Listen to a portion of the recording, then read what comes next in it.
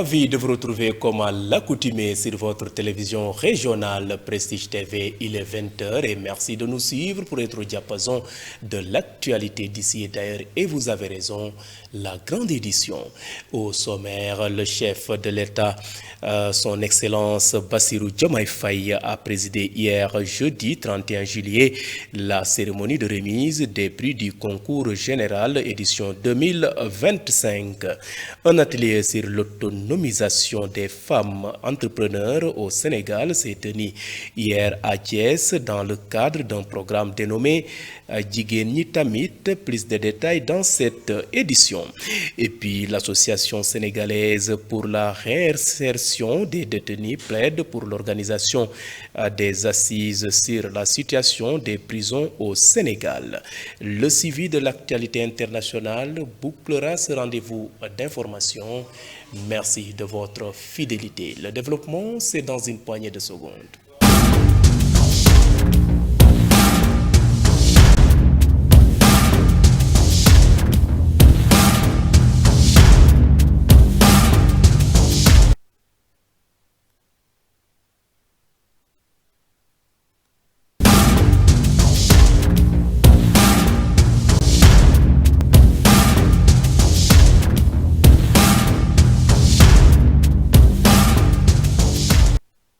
Bienvenue et démarrons ce rendez-vous d'actualité par le chef de l'État Bassirou Diomaye Faye qui a présidé hier jeudi 31 juillet la cérémonie de remise des prix du concours général 2025 placé sous le thème Transformation humaniste de l'éducation à l'ère du numérique et de l'intelligence artificielle.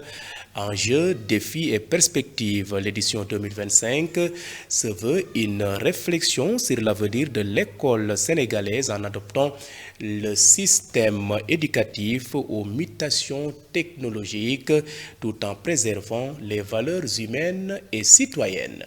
Voici son Excellence le président Bassirou Diomaye Faye lors de sa prise de parole. Mesdames, Messieurs, nous avons entamé la modernisation des infrastructures scolaires.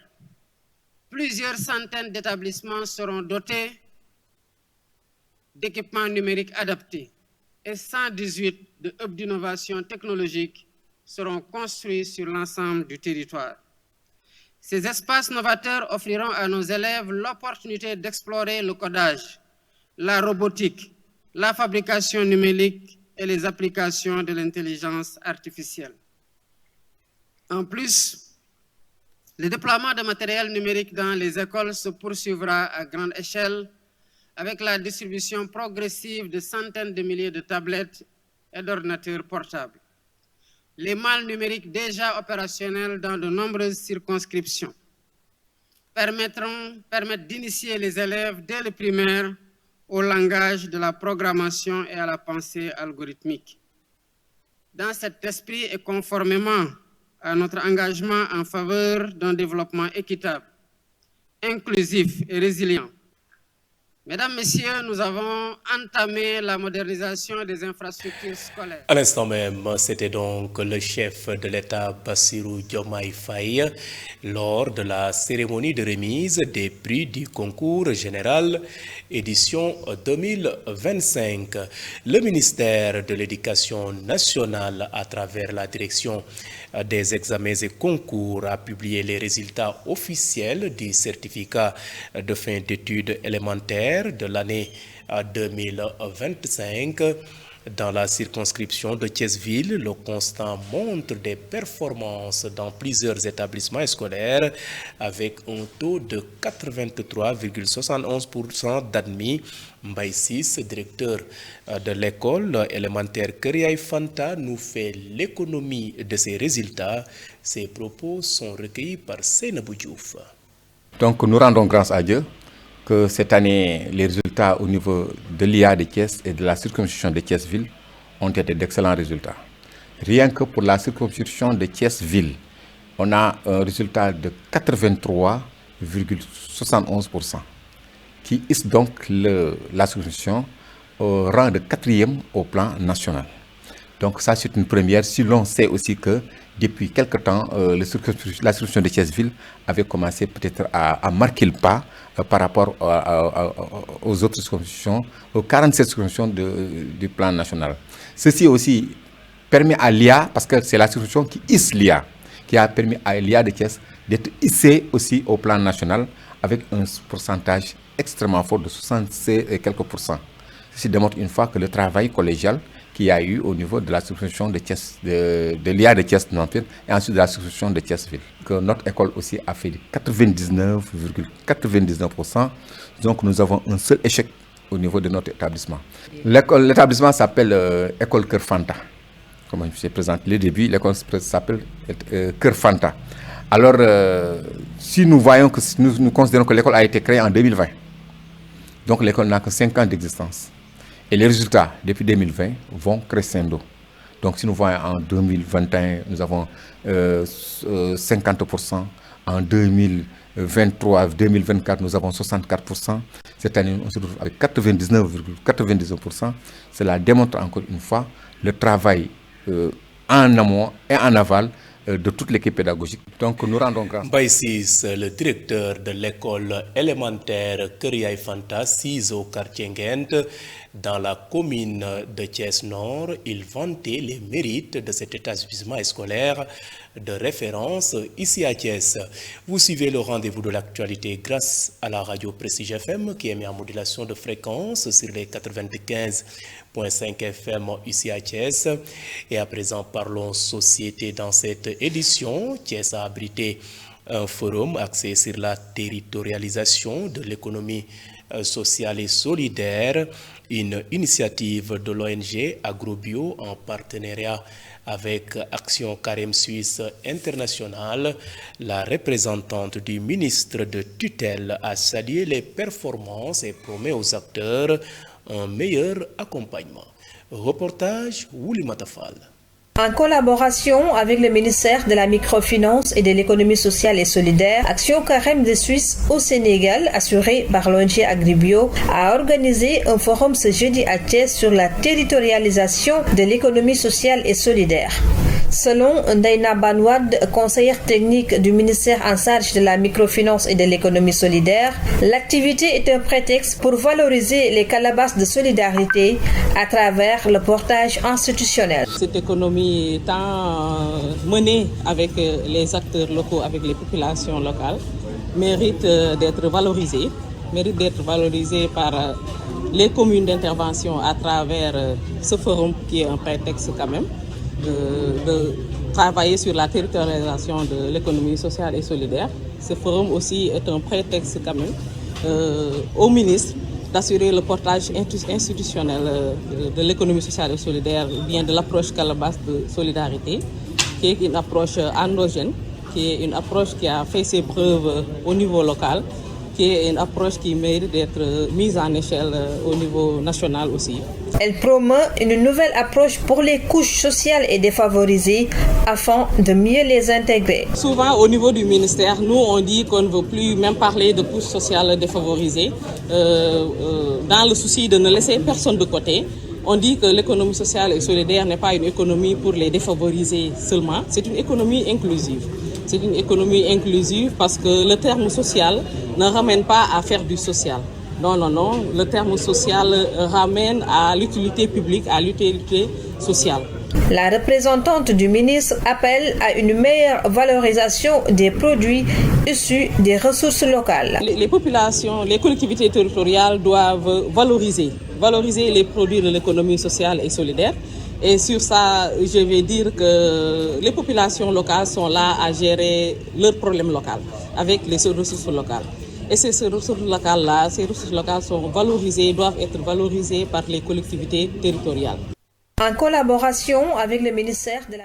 Wouli Matafal, parlons toujours société dans cette édition avec un atelier sur l'autonomisation des femmes entrepreneurs au Sénégal. C'est tenu hier à Thiès dans le cadre du programme dénommé Jigen Nit Tamit. Selon Moussa Sarr, coordonnateur du projet, ce programme est un appui pour améliorer les entreprises agroalimentaires dans les filières, les fruits et légumes et la transformation halieutique. Suivons-le au micro de nos reporters Mambiram Sissegei et Madjombo.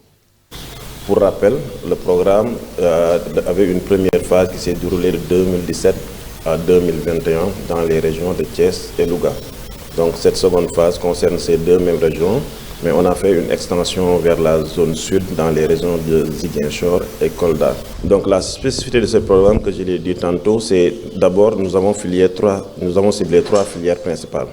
Donc c'est les filières lait, fruits et légumes et la transformation halieutique. L'autre plus-value aussi que le programme peut apporter, c'est par rapport au résultat 1 du programme. Nous savons qu'il y a beaucoup de projets et programmes qui travaillent dans l'autonomisation économique de la femme.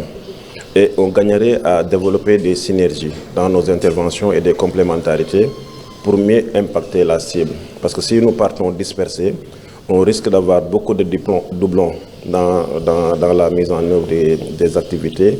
Et ça ne va pas permettre, en tout cas, une atteinte optimum des résultats. Il faut dire que, comme j'ai dit tout à l'heure, il y avait une première phase de 2017 et 2021.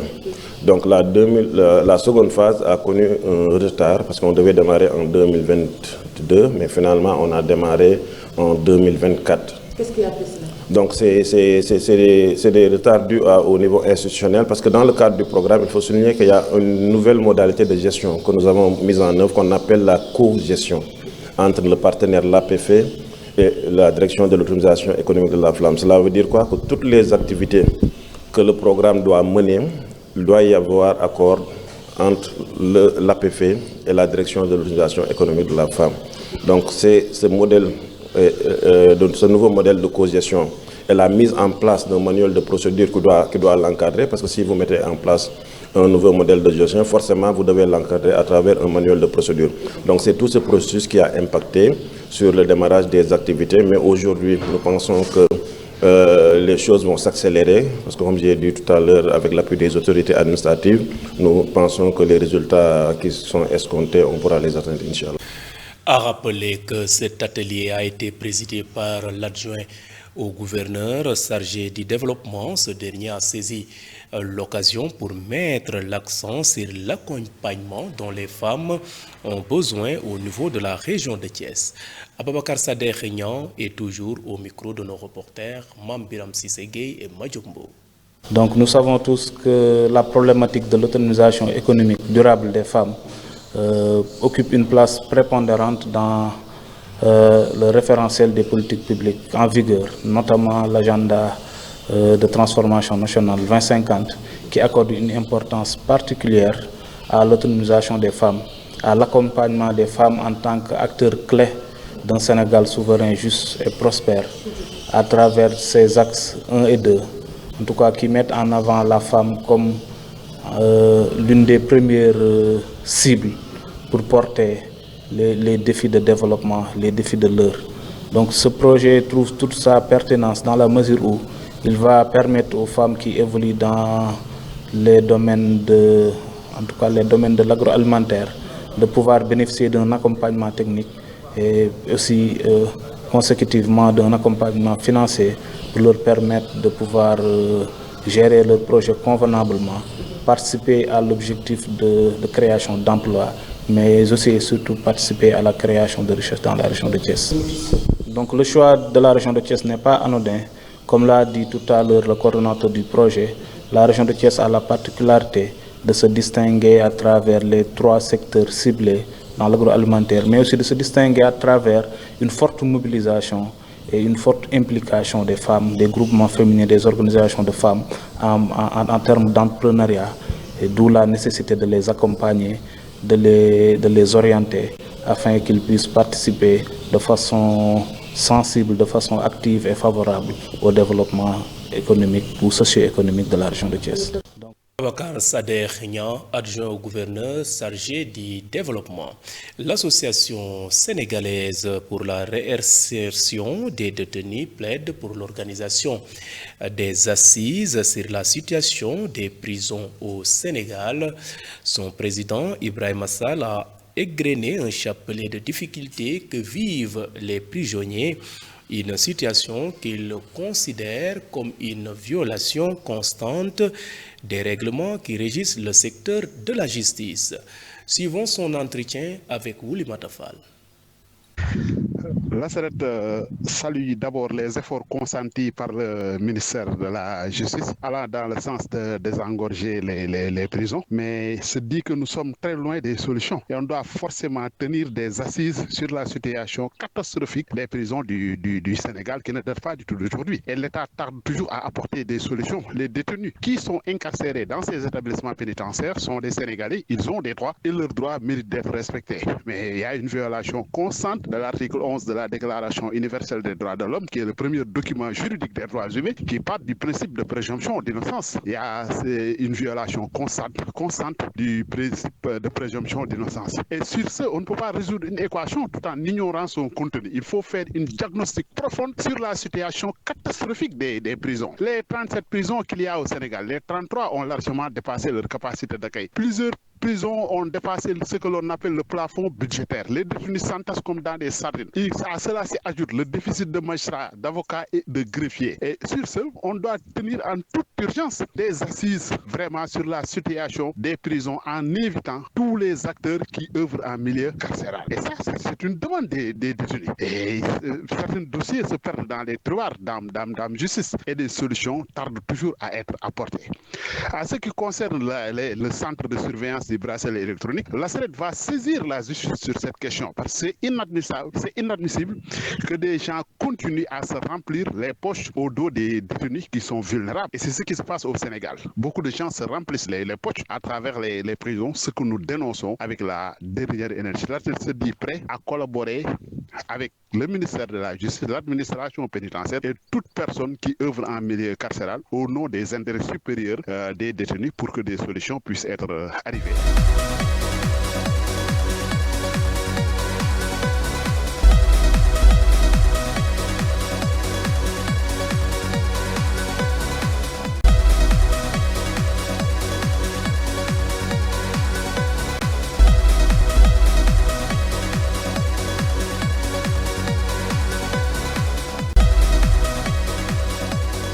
Et bouclons cette édition par le suivi de l'actualité internationale qui porte la signature de Ibra Bar. En Guinée, la nuit de mercredi 30 juillet a été marquée par de fortes pluies aux lourdes conséquences humaines et matérielles. Au moins 7 personnes sont mortes selon le gouvernement. La capitale Conakry étant la ville la plus touchée, d'importants dégâts matériaux ont été également constatés. Parmi les victimes à Conakry figure Ibrahima Khalil Keïra, directeur général adjoint de l'Agence nationale de sécurité des systèmes informatiques. Dans la soirée de mercredi, ce cadre du ministère des Postes et Télécommunications a été emporté par les fortes pluies dans sa voiture. Son corps n'a été retrouvé qu'au lendemain après-midi à Lambani, en banlieue de la capitale. Le Bénin célèbre ce 1er août 2025 le 65e anniversaire de son indépendance, le dernier de Patrice Talon comme président. À la place du traditionnel message à la nation, le chef de l'État a organisé jeudi 31 juillet une rencontre avec la jeunesse de tous horizons et de tous bords politiques au palais présidentiel. Des questions directes et osées lui ont été posées par plus de 200 entre eux sur l'emploi, sa gouvernance jugée autoritaire, ses réformes politiques contestées dont le code électoral pour les élections générales de 2026. Ainsi, la province de Soueïda reste sous haute tension près de 2 semaines après de violents affrontements communautaires qui ont coûté la vie à environ 1400 personnes selon l'Observatoire syrien des droits de l'homme malgré un cessez-le-feu signé. Le 19 juillet, les rancunes restent vives entre les milices drousses et les clans bédouins. Sur le terrain, le calme est fragile. De nombreux groupes armés restent mobilisés, prêts à intervenir au moindre incident dans une région encore marquée par les divisions et la méfiance. Voilà, c'est tout pour les actualités internationales. Merci donc à vous, Ibra Bar, pour ce rapide survol de l'actualité hors de chez nous. Mesdames et messieurs, c'en est tout. C'était le rendez-vous de l'actualité de ce vendredi 1er août 2025. Vous étiez trop nombreux à nous suivre à l'étranger Grâce au réseau IPTV, d'autres optent pour nos différentes plateformes, à savoir le site d'information www.prestigethies.com, les pages YouTube et Facebook Live de Prestige. Et mention spéciale à nos auditeurs qui nous ont suivis grâce à cette radio Prestige FM qui émet en modulation de fréquence sur les 95.5 FM ici à Thiès. Et gardez la fréquence sur les 95.5 FM. Tout juste, je vous retrouve pour la version Wolof de cette édition.